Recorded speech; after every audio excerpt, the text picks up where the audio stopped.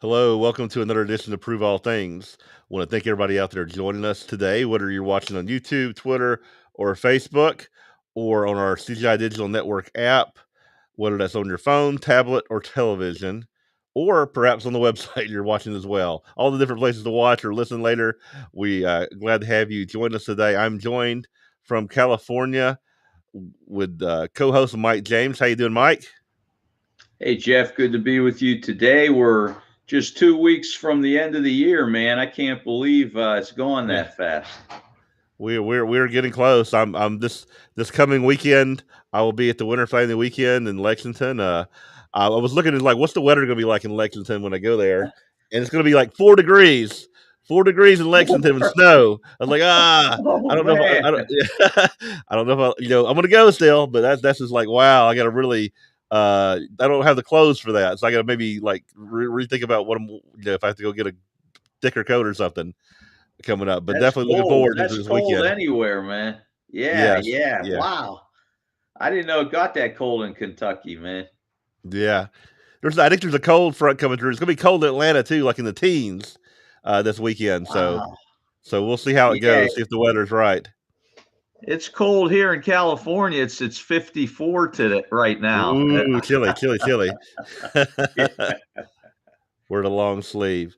So yeah, again, I want to thank everybody watching today. I do want to make an announcement. Our app has made a major update to version 6.0. If you're using on your iPhone or on your Android, if you can't update your app to 6.0, what that will add a functionality where the search is a little easier to find. To be right there on the top of the in the app, and you can also sign in. You can create an account that will be linked to your app so that it will keep up with some of the videos you watch. So if you want to pick up later and watch, it'll keep all that stuff recorded for you, and you can take notes. And there's a lot of features there. Also in the app, there's a messaging feature which is right next to that. I've started one messaging area right now for prayer requests, so you can go there and you can join it, and you can just send prayer requests, and I'll get them and I'll share them with those in the Church of God.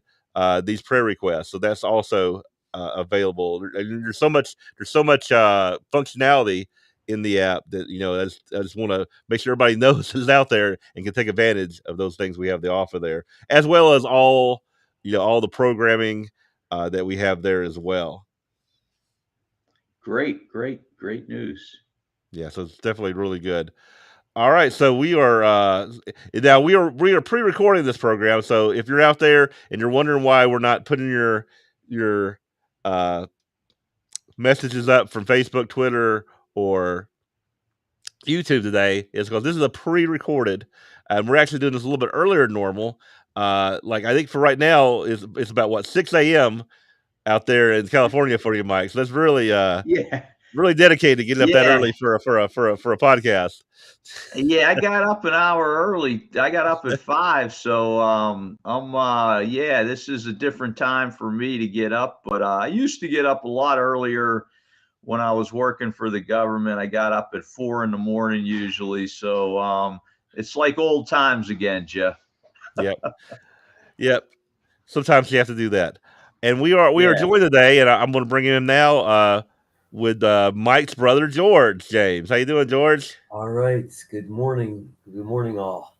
Hey, could you Hey, remind everybody George. where you're from today? I am here in Silver Spring, Maryland, Mm-hmm. a little ways outside of Washington, D.C. All right. Well, yeah. Thank you again for joining us today.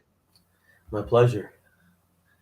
It's definitely a pleasure. I guess last time, could you remind people, I guess, a little bit about your background and what we talked about last time Sure. before we get into today's subject? Yeah, I have exercise science background and nutrition. And I was sharing last time with something regarding a golden nugget verse, as I like to call it. Mhm. And today we're going to start with another golden nugget verse. And last time we shared with Isaiah chapter 7, verse 15. We opened with that and we expanded from there, looking at also the Mosaic dietary laws as well. And we looked at the mind and behavior and how it relates to nutrition a little bit. So that was how we evolved and developed. And we had some great questions from both of you. And I think we had a really good time there discussing and sharing and really generating some great ideas and thoughts. All right, wonderful, wonderful. So yeah, I guess last time we went through uh, it was the nutritional aspect of, Yeah. and I think there's very much biblical basis in that. Yes. Uh, but what we eat is very very important to Yeah. to our health. Yeah. God cares about what we put in our bodies as well. That's why we have, Leviticus 11 and so forth. Hmm. And there's some other ideas as far as, we can also think about if Jesus Christ, if he were here right now with us, how would he eat? How would he conduct himself with Hmm. nutritional strategies? And that's a powerful question, a powerful thing to consider and to think about a little bit. Yeah, I always wonder would if Jesus was alive today, would he be eating at McDonald's? Yeah. That'd be a bad example for everybody else, I would think, in a sense. So yeah. So what is today? What's today's scripture? I'll let you introduce it the way you introduce it. But so Okay. what is Yeah. today's emphasis that we're going to look at today? So Because you talked about, yeah. Go we're gonna ahead. start with something with an exercise focus and another golden nugget kind of verse, a diamond in the rough, so to speak. 1 Timothy 4:8. I wanted to open with that and expand on some ideas from there. And you guys can chime in and ask some questions. And yes, we got it. We have it right here. New American Standard Bible translation here. For bodily training is just slightly beneficial, but godliness is beneficial for all things, since it holds promise for the present life and also for the life to come. And Jeff and Mike, I want to just take note of, this isn't an exercise physiology book, of course. As we know, it's not a book on exercise and physical training. Hmm. But that verse there does say that, if we're moving, if we're doing something, there's some value to it. So we're physical beings right now, and Hmm. we want to take care of this temple that God gave us, right? Right. So Now, I could take a skeptical point of view and say, well, it's not saying much value. So a lot of people would tend to to ignore that. yeah. Uh, like, well, I'll concentrate on the spiritual. I'll just eat, do whatever I want. But that's not the case, is it? No, it's we're reminded this is a temple of the Holy Spirit. Hmm. So Jesus Christ did die for us. He does want us to prosper and be in the best of health that we can be. So how do we do that? There's golden nugget verses throughout this great collection of books called the Holy Bible that we can pick and study and choose and be like, wow, I didn't notice that before. The NIV also has it. We don't have to maybe open that up, but I think it has it for Well, there it physical is. training. Okay, that's perfect, Jeff. Thank you for for physical training is of some value. So getting a little more specific there with the Hmm. words. Hmm. But godliness has value for all things. So again, it has some value. The spirit is beyond Hmm. this realm, this time. But we're physical beings now. What do we do to consider that, take care of what we have received? And it's our job to do so, holding promise. So yeah, and the verse continues there a little bit, but Okay, go ahead. yes. So holding promise for both the present life and the life to come. That's the spiritual aspect there. But again, there is some benefit to taking care of this physical body. Do we want to be in poor health for 70 or 80 years, or maybe just 50 or 60 years? Because, death can come to a much younger individual too, for whatever reason or reasons. Yeah, I think that the healthier we are, the more we can do God's work. If you don't feel good, you want to stay in the house all the time, that's not expanding the Bible. That's not, involving yourself with others to do good works and things of that nature. So they go hand in hand. Yes, absolutely. So, yes, we're, with this physical organism, that's what we are now. That's what we there's a human spirit, but this physical body, in a sense, it's God gives us this gift of life, this interesting, fascinating journey of human life. What do we do with it? How do we? There's lessons to be learned in a lot of different ways. I know that I've learned lessons, and I'm sure I'll learn some more, and I hope to learn more. I think that Herbert Armstrong said, I listen to his sermons on YouTube, and he was in his 90s at this time, and he's saying, I'm learning more now than I've ever learned. I'm still acquiring knowledge and understanding things I haven't understood before, which I thought was pretty powerful. So that's true in a lot of facets of life, and certainly, we all get older, but we have this physical body. We have these cells that are regenerating, these cells that are, we have cells that die, then we have new cells that are forming. And the question for us, okay, what are we doing to help those cells thrive? So, and we could be 91 years of age, but we're still in a process of rebuilding new cells. The process may be slower, but we're still in that. We're still alive. We're still rebuilding something. Okay. So it's a powerful thing to think and consider. And we have examples of people in their 80s and sometimes 90s that are still very active in doing things and still perhaps promoting God's great way of life and that way of give and that way of love. So, which is a powerful testimony. Yeah. So again, I think that's good theoretically, and the body's important. But I do know I'm in God's church, and I know God's church kind of reflects our society. And in our country, United States, I think 40% of the people, and this tends to be mostly people who are older, are overweight or obese. Like, that's a lot of people. Yeah. And that's even in God's church. So what's the advice, or what can be done for those in God's church? That, hey, you find yourself 60, overweight, in bad health. Like, what are some things that can be done to like turn that around? Yeah, great question there. And number one, if you're in that position, take a step back and start with small steps. I would advise first, look at your dietary approach. Look at your dietary approach. What are you doing there?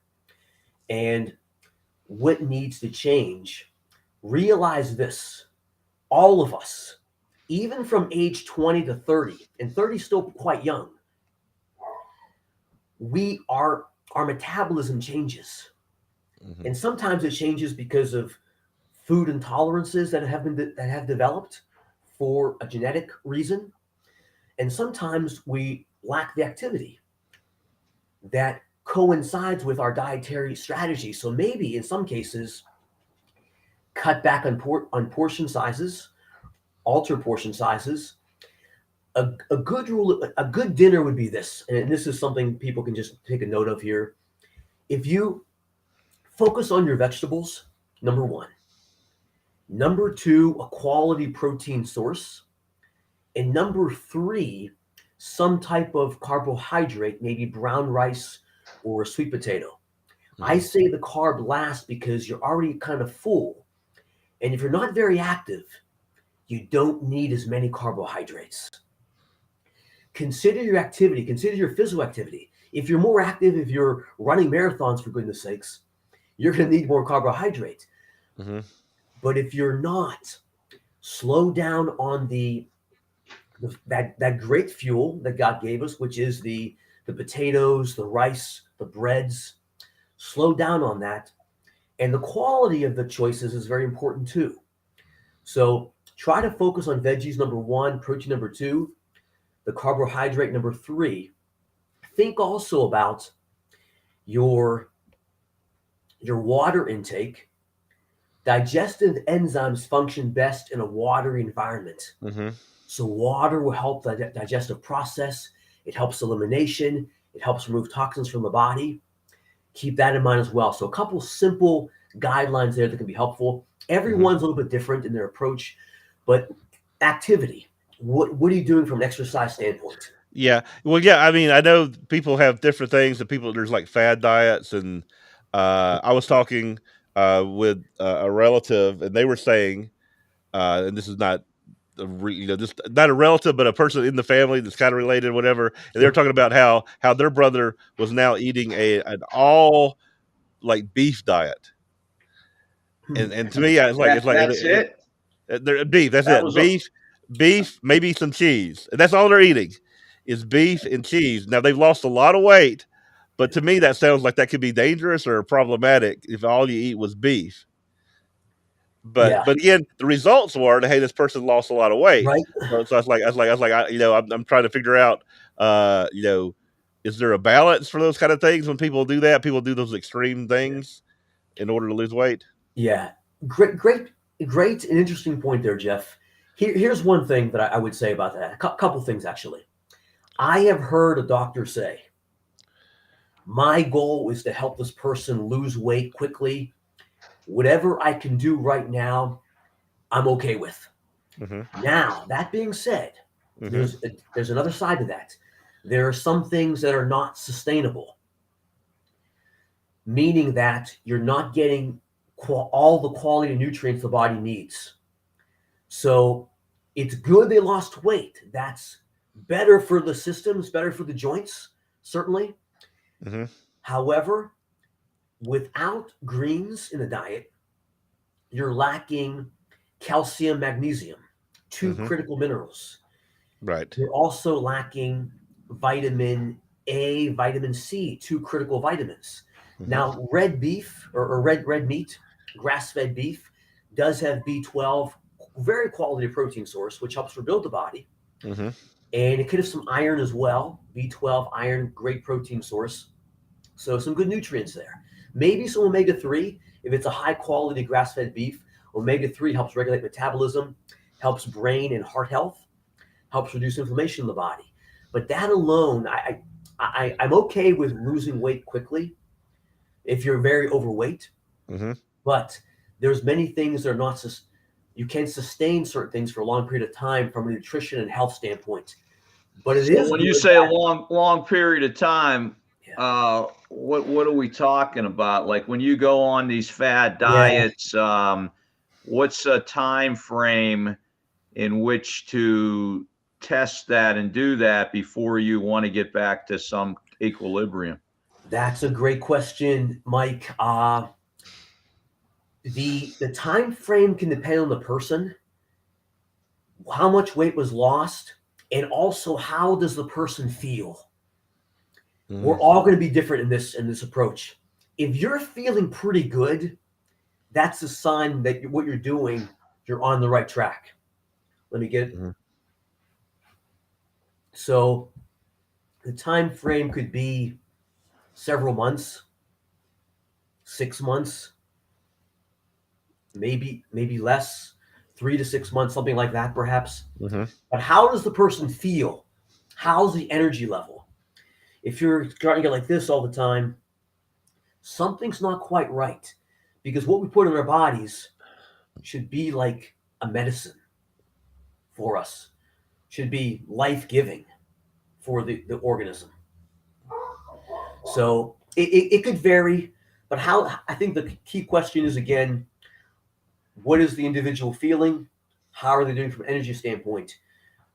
So that would be one of the key items there. Okay.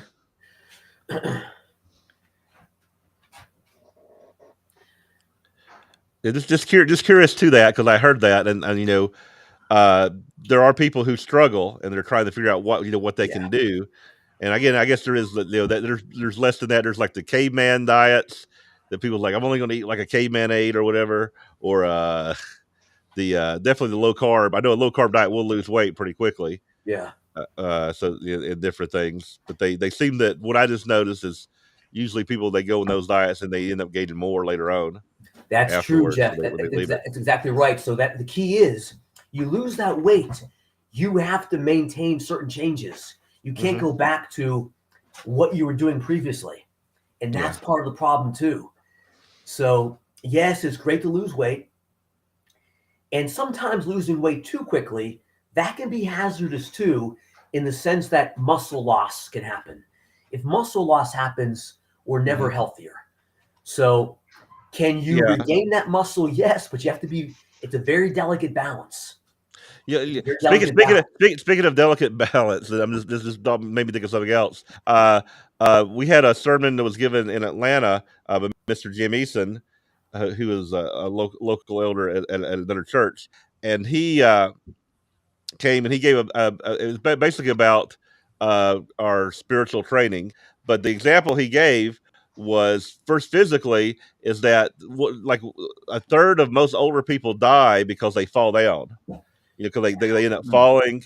And I think his dad had fallen. I think even Mr. Ron Dart had fallen and lost some things. So a lot of people when they get older they end up falling. And I think I heard somewhere that they can predict how long you'll live by a simple test. Can you stand on one foot? Can you stand on one foot for like 10 seconds? If you can't, stand on one foot for 10 seconds, there's a good chance that you may not make it in the next 10 years because your balance, you could fall and something could happen.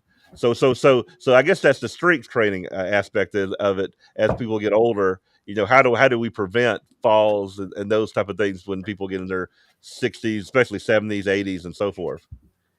Yes, and most osteoporosis cases are women because of the various hormone the various hormone levels.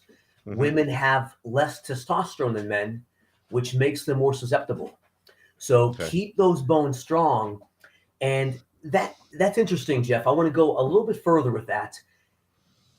In my college days, I learned that the most important form of exercise was some type of aerobic exercise, aerobic endurance exercise,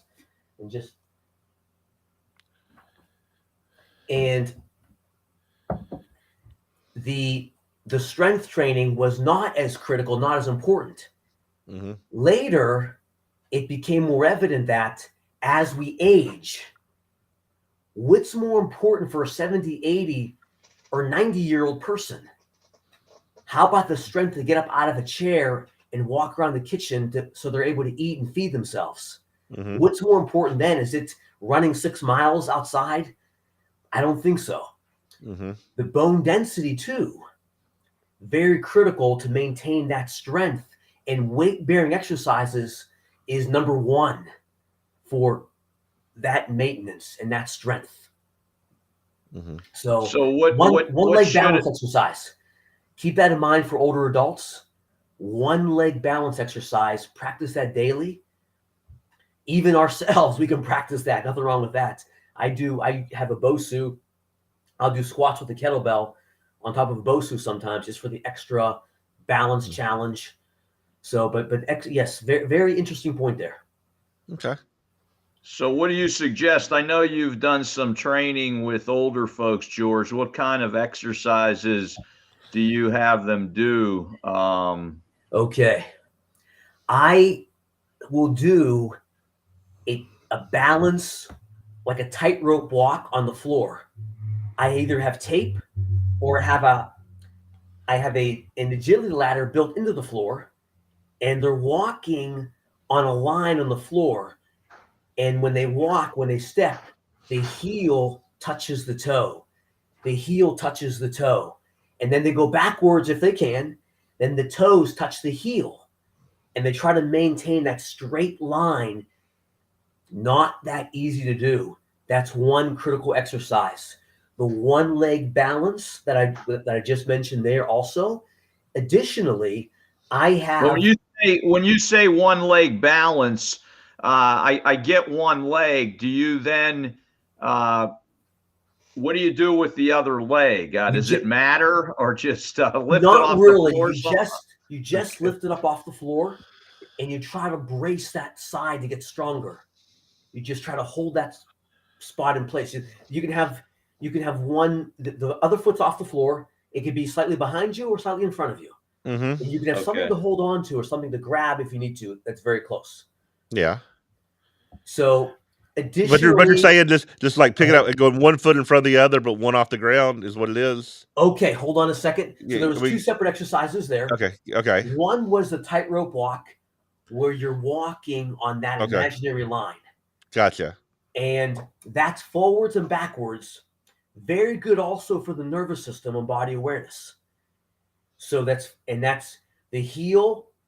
You try to have the heel touch the toes as you're going forward, and then as you're going backwards, the toes touch the heels, coming back. Mm-hmm. The one leg balance is a separate exercise now. Okay. And that could be done in different ways. Foot in front, high knee position for additional challenge.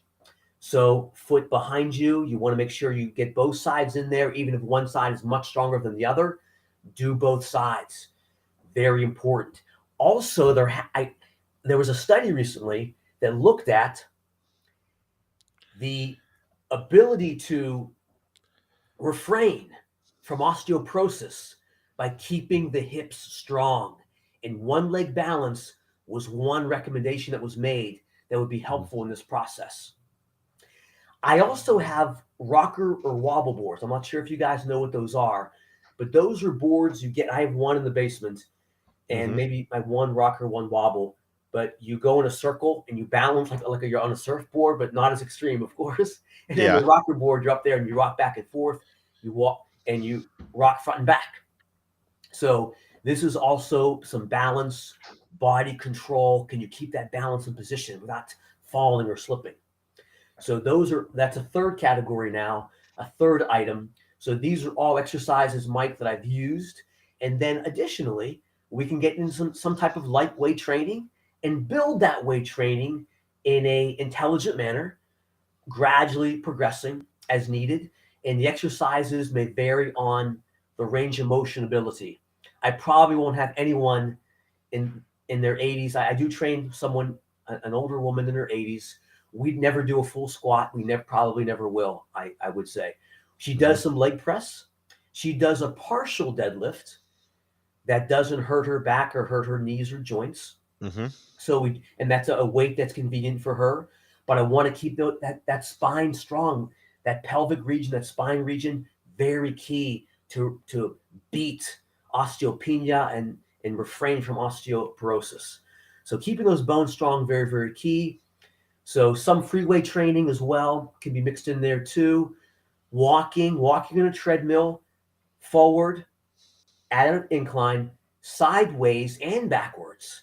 But when you're going backwards and sideways, it has to be a slow speed though. For that goes for anyone at that point. Right? Yeah, I bet. Those are some good options especially there. Especially with older folks, man. Yeah, that's yeah. There's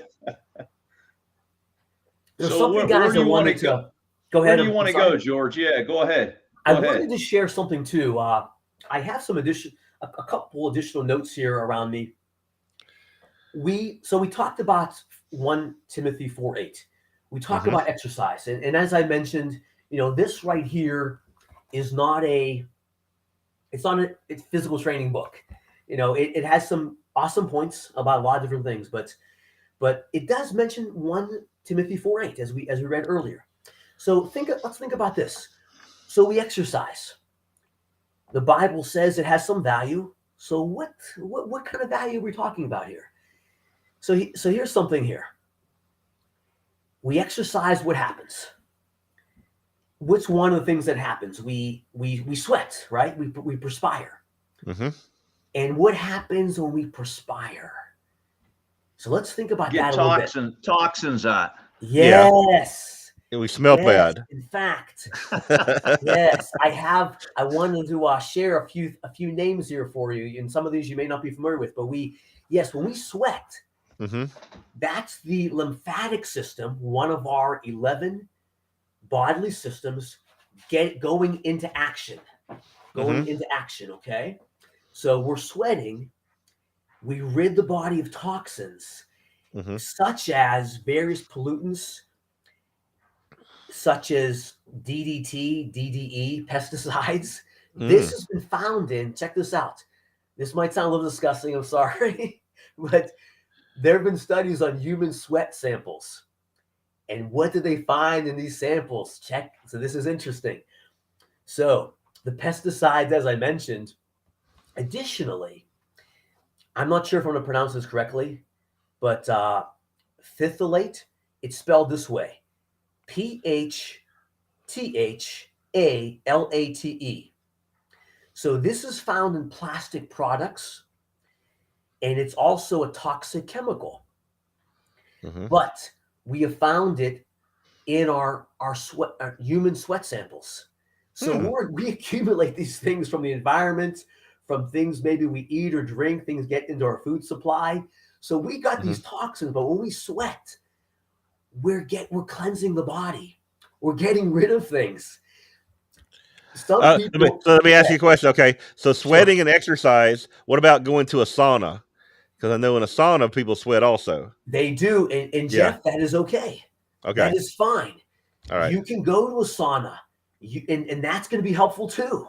Hmm. It will be helpful as well. You're sweating, you're getting rid of things. Okay. Now exercise will increase bone density, will increase Hmm. the strength of the skeletal muscle tissues and connective tissue as well. So we have that component. But yes, if someone wants to just go to the sauna, sweat things out, Yeah. that's a great strategy too. I'm Okay. all for it. So hydrate though too, just in case. Just be aware you're going to get very, very thirsty, like you would with when you exercise. Hmm. So hydration very key to replenish the body, but that is a good strategy. A sauna is a fine strategy as well. Hmm. Now, let me share this with you guys as well. This is interesting. So we had the pandemic, and COVID, I think, will be with us to stay. But 2020, we started this pandemic worldwide. Yes. Some of the articles I was reading, and probably I read these articles more so than most, just because I'm Hmm. focused in on this area Right. a little bit more. So some articles that were coming out was on the lymphatic system, Hmm. and also cleansing the body, and through exercise we can combat viral infection. We can combat colds and flus to a certain point. We can also get run down too Okay. and go ahead. I have a question. Okay, because Yes. I at a point, it wasn't COVID, but it was probably flu or whatever. For about a month, I had Okay.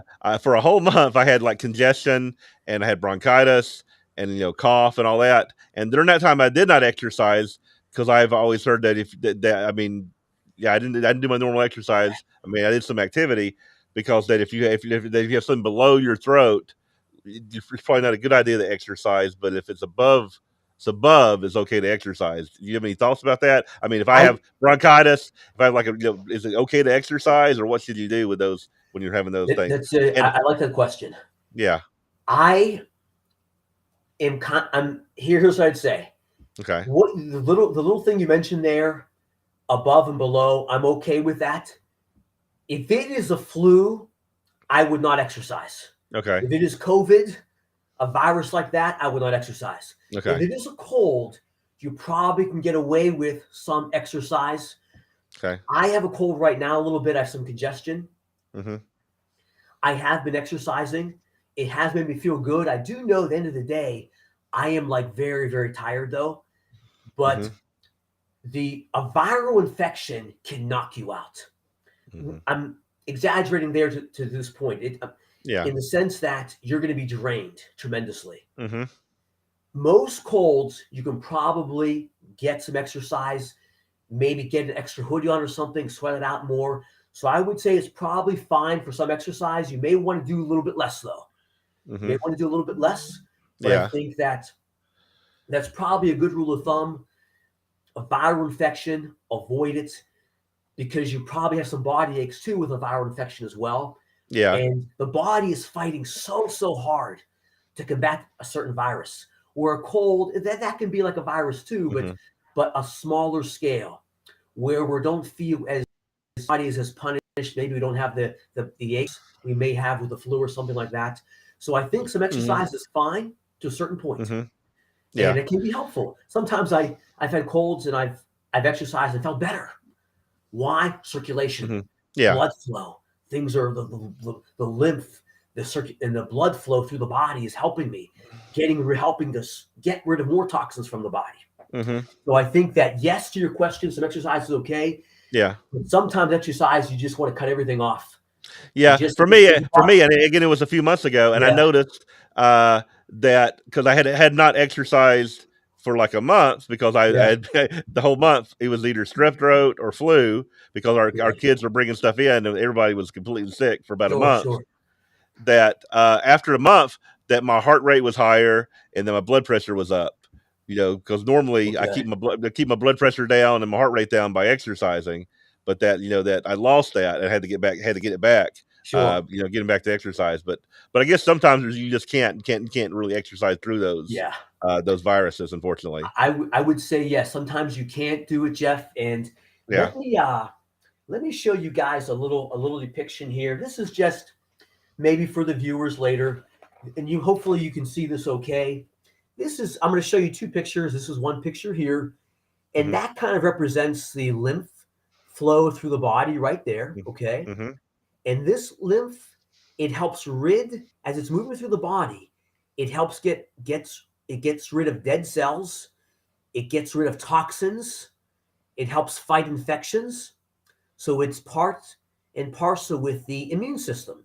And oftentimes we don't hear immune system so much anymore in our sources that we look at, but rather we see the lymphatic system, which is pretty much, it's the same thing as the immune system in essence. So when we hear lymph nodes, George, these are different points throughout the body that these things are moving through and within to get stuff out, or how does it work? The nodes, Mike. Now this chart here, it's not easy to see, but this depicts some lymph vessels as well as lymph nodes. And it's not easy to see. I understand that, but you might, like up here, we have we have lymph nodes in the chest cavity here. We have some maybe in the neck region. This is our thoracic cavity right here where my hands are going up and down my fingers. So we have these nodes, Mike, and one thing that happened to me before, kind of going along with what Jeff shared, these are areas that help push the fluid through. Now, here's the thing. Do you ever get sick and you had like a lump accumulate somewhere? It's happened to me before. That's what a lot of times the doctors will check and see if your lymph nodes are swollen, because that shows that you're fighting an infection. George, when I ate hot peppers once, I had my whole neck coming out. What was that? Wow. Just now, here's the thing: was that the effect that you were sick, or that was you took the peppers because you were sick, or No, I was just eating real hot peppers in Arizona once. Yeah. Okay. Wow. I looked like a frog. Yeah. That sounds like an allergic reaction. Yeah. Okay. I had interesting experience with the pepper too, but maybe not that extreme. Yeah. But let me just go back real quickly too. Just as you were saying, Jeff, we have these things here and our body is fighting. And what's happening is there's a fight going on with a viral infection, for example. And the fluid is not passing as readily or as easily, because the virus is doing battle with the body, and the body is trying to fight back with the lymph system. And we get these infections. We get these protrusions sometimes. So is it like inflammation then? Yeah, Mike, I would say we could say it's like inflammation in a sense. Yes, but the body is, and of course with inflammation, the body's trying to heal. The body's trying to fight back in some way. And we don't want that to be inflamed forever, but that's an example of that battle that's happening with our immune system and this virus that's in us. And as Jeff was saying, sometimes our doctors, they take a look, they feel, and they see what they may find there at different, and we can find this not just in this region, but it could be in other regions of the body as well. But going back to Mike about the pepper, I ate a pepper. It was so hot. My eyes began to run. I think that my mouth got watery. I think my nose was running too. I was standing up. I was walking around real quickly. I was like, oh my gosh, what's going on here? But this pepper just, I was okay after a few minutes, but it just cleared up my system. But it was so strong, so extreme. It was like, I forget what kind of pepper it was, but it was like, so I didn't have the vet thing, but I did have, my eyes were like, I was crying almost. Yeah, I was basically crying actually. I don't understand that stuff. It was a few weeks ago. We took our kids to a candy store, and then the cousin was there. So their cousin was at the candy store, and he bought this gummy. It said the world's hottest gummy. It was like coated with ghost peppers or whatever. And so we didn't know what he bought. It's like, everybody just get your candy, and he buys this candy or whatever. And then he touches his face, his eyes, after he was like just holding it. His eyes are all burning and stuff. Wow. And I was like, well, you don't need to eat that. You don't need to eat that. Just show people what it is. Keep it in the box. And he goes back home, and his dad calls us mad because he had eaten it, and he felt like and his stomach was so upset. He was burning so much with that pepper. So when I think of peppers, I was like, for most part, I try to avoid them. I understand. Yeah. Just a couple other things. I'll just share a little bit more. We were kind of going with those, like we mentioned the toxins earlier with the perspiration, the sweating. Another, I mentioned the item found in the plastic containers and things. There's also heavy metals like aluminum. Aluminum has been found in sweat samples of human beings. Aluminum, there's speculation here, it's theorized, that there's a link with Alzheimer's disease. So, interesting. Well, how are we getting aluminum into our body? I mean, I can see plastics, but... Aluminum can be found, Mike, in some type of... sometimes in shampoos or deodorants. Okay. So some of the products that we use for bathing or hygiene, not all, but some of them have aluminum. I would say try to avoid aluminum if you can. Now, our body is able, we have a metabolic system. We're able to metabolize, and our bodies are always able to get rid of certain things and filter things out, but sometimes we can't. Sometimes we have overload. So, and that's a genetic point there, as well as, again, activity, movement, exercise. With movement, there's flow in the body. There's healing in the body with movement. I just looked it up real quickly to see, aluminum, how does it get in? And from one statement I read right here, is that people who may live near chemical factories, it may be in the air. That fireworks, if you shoot off fireworks have aluminum in them, and so you breathe in that air. You probably breathed in smoke from fireworks, that you can breathe in aluminum that way. So, yes. So those are things to think about too, for sure. Yeah. Our environment, and so good, very good points there. So there's several different ways there that we can find aluminum. There's another item here, BPA. Watch out for BPA in a food label, bisphenol A or BPA.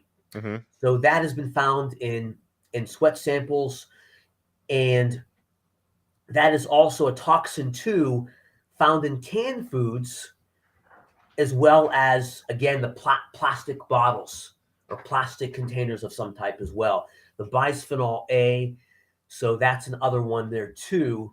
And one other thing I want to mention too. So we also we alleviate ourselves. We go to the bathroom. Mm-hmm. We urinate Mm-hmm. and so forth, and we have found toxins too in our urine. However, it seems like, according to some of the research I've been looking at or have studied here, it's better to sweat it out. We find greater amounts of toxins in our sweat than in our urine. Mm-hmm. So we can go to the bathroom and rid the body of toxins that way, which is a good thing. It's a very important and good thing to do. Mm-hmm. But when we're moving, we perspire, we sweat. That's even better. It seems like that's even better to rid the body of garbage. So keep that in mind for all of us. So that's a really good benefit of exercise.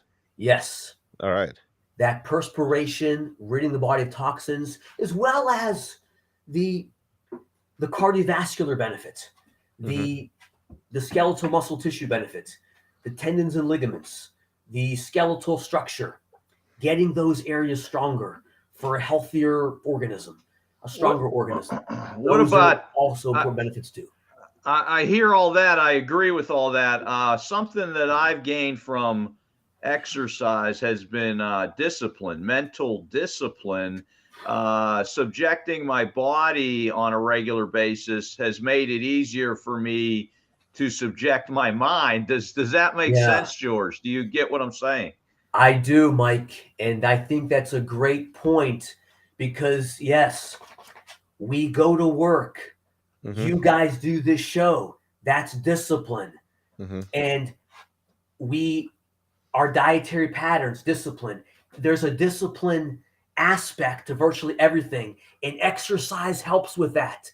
Physical training helps with that. A spiritual fruit of the spirit. The fruit of the spirit is self-control, right? So that's spiritual. So really, there's a spiritual aspect to exercise. Yeah, I like that, Jeff. Yes. Yeah. And think about Paul's analogy of running the race. Paul's analogy running the race to we're in this race. We're in this race together. We're running, and we want to finish we want to finish our race. And it takes discipline. It takes effort. It takes time. Right. And we have to be our healthiest spiritually, physically, emotionally to be able to do it. So when you talk exercise, George, again, let's talk about someone from their 20s to their 60s. Okay. You would agree that exercise would include aerobic and anaerobic, and can you explain the difference? Yes. So the aerobic exercise, or maybe aerobic endurance, that is with oxygen. Okay.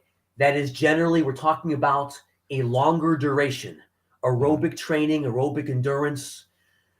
Let's say we're training for a 10K or 6.2 mile event. There's a lot of aerobic training going into that. We're jogging, we're running, we're using oxygen as a fuel in essence. So oxygen is a requirement for this activity. Maybe a swim or a bike ride. Oxygen accumulation. Now, if we're talking about something anaerobic, now this is a more extreme, maybe extreme isn't the best word, but a foundational perspective here. Okay. It would be more geared towards that exercise or activity without oxygen, anaerobic. Okay. So let's say we're lifting a bench press one time, very little oxygen accumulation, but a great skeletal muscle effort there. And both are important. Both are important because lean tissue, building muscle, helps increase metabolic rate, probably better than anything else.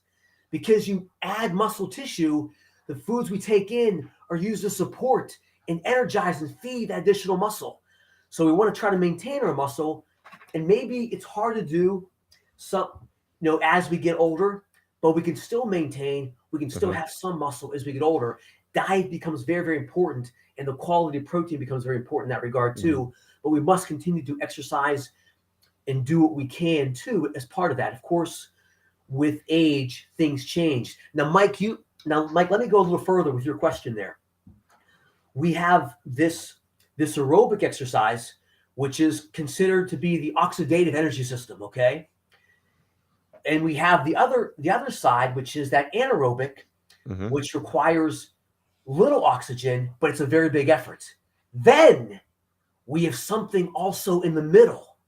So we have the creatine phosphate energy system, which is very short duration, high intensity. The oxidative, long duration, but lower intensity. We have things in the middle.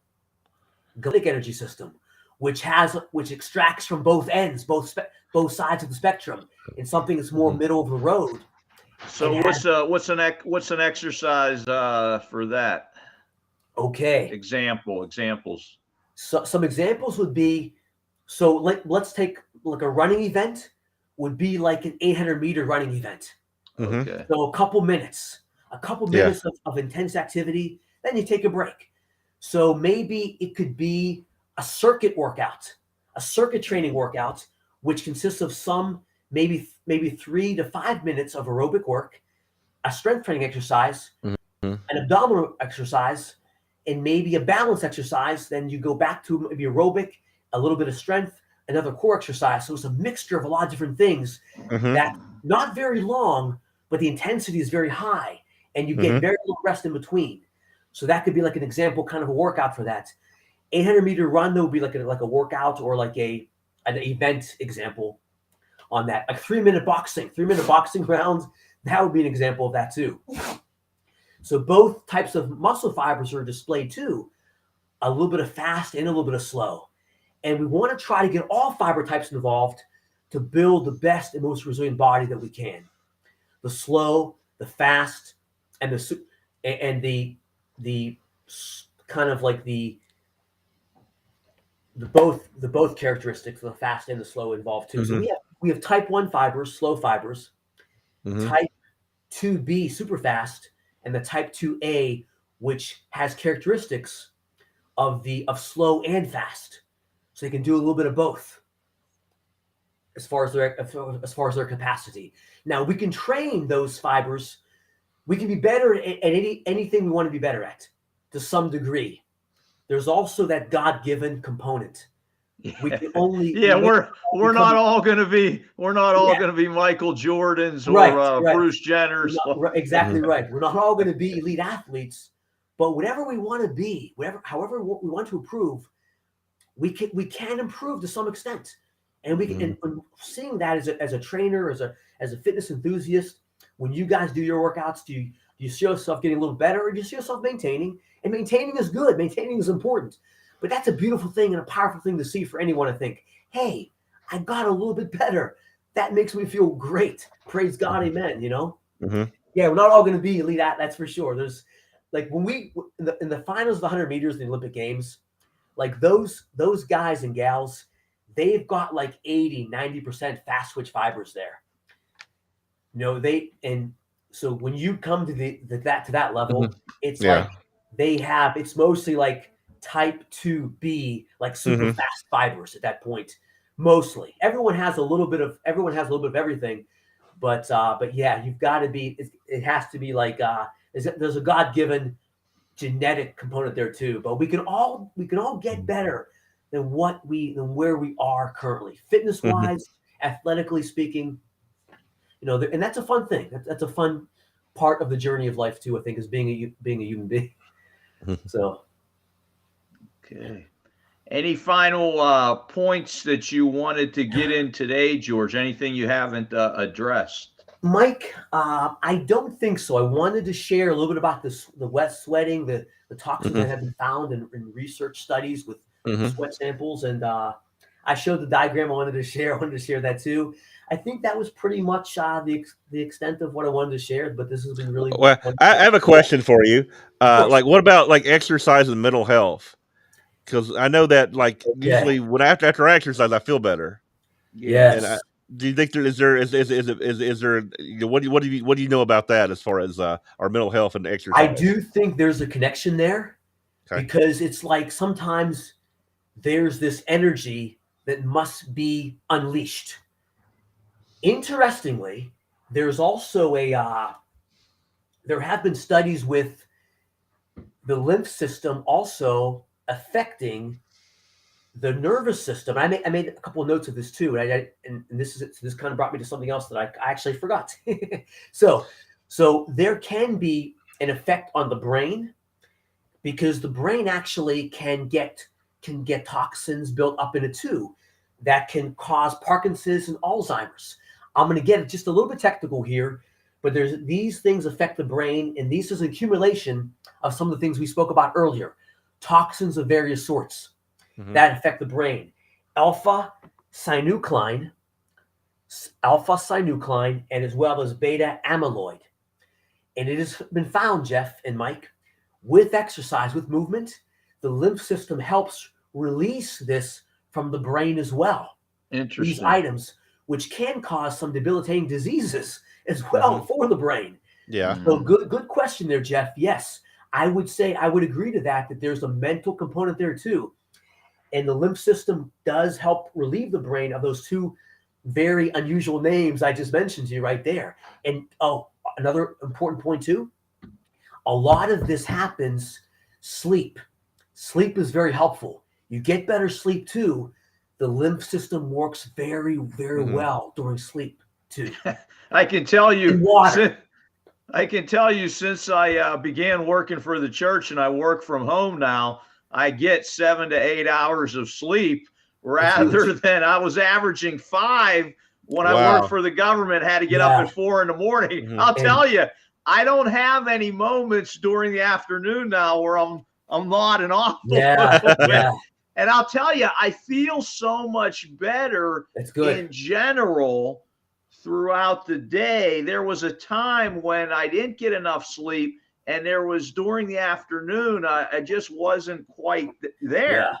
And your body's telling you something. Yeah, exactly. Yeah. And so I know sleep matters, and it's important for us. Yeah. I heard someone say once, sleep is the most anabolic thing we can do, and it's free. Yeah. It's free. Yeah. And the body heals. It heals. I think about a third of people, U.S. adults, don't get enough sleep.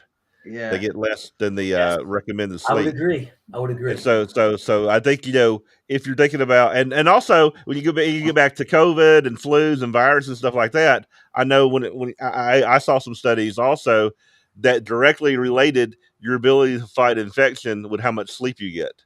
That they actually did a study with some young people, and they kept them up.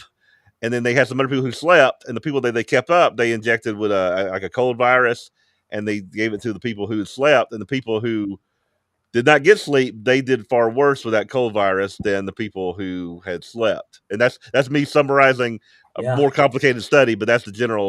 What I got out of it is that sleep was sleep supported to fighting disease and whatnot. And I saw a doctor on YouTube, and again, doctor on YouTube, in quotes, but he was basically saying, before this, that, hey, if you want to be ready for infections, for viruses, get sleep. That's so important. And I guess exercise leads to that, I guess the proper sleep. Yes. But I think it is like as you think about it, it is a spiritual thing as well. Because God didn't call us to be lazy Christians. I say that a lot. Being a Christian is not being lazy. It's not just, a lot of people say, oh, I accept Christ and I can go do what I want, eat what I want, live how I want.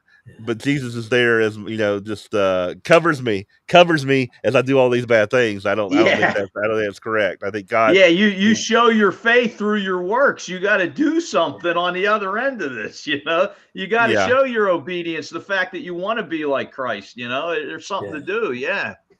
That's great point. And spiritually, the only thing we can do to show our spirituality is physical. Right, and it comes across. There's a connection. You can't just be I'm spiritually great and I'm awful physically. I think there's a connection there that's very important. All right, anything else you wanna leave us with, Jordan, before we end today? I think that is all. But it's been great. I've really enjoyed this.